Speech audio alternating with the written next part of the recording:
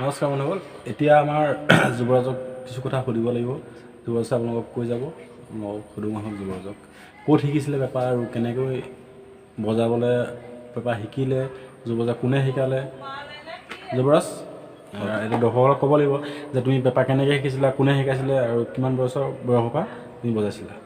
নমস্কাৰ, মোৰ পেপা আমাৰ গাঁৱৰে এজন মোৰ দাদা হয়, ৰূপমজ্যোতি ফুকন নামৰ হয়, দাদা এজনে মোক শিকাইছিলে। দাদাজন ৰূপমজ্যোতি ফুকন, তেওঁৱে মোক পেপা বজোৱা শিকাইছিলে। হয়, আমাৰ গাঁৱতে এটা বিহু দল আছে, হয়, তাতে মই প্ৰথমতে পেপা প্ৰদৰ্শন কৰিছিলোঁ। হয়,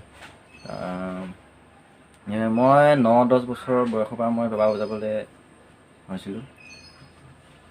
হয়, শুনিলে বন্ধুসকল, আপোনালোকে যদি ল'ৰা ছোৱালীক বা আপুনি শিকিবলৈ মন যায় যুৱৰাজৰ ওচৰলৈ আহিলেই হ'ব, আৰু ইয়াত নাম্বাৰ দিয়া থাকিব যুৱৰাজৰ, আপোনালোকে ফোন কৰি সুধিব পাৰিব। আপোনালোকে যদি শিকিব পাৰিব পেপা, যুৱৰাজে শিকাই দিব। শিকাবানে?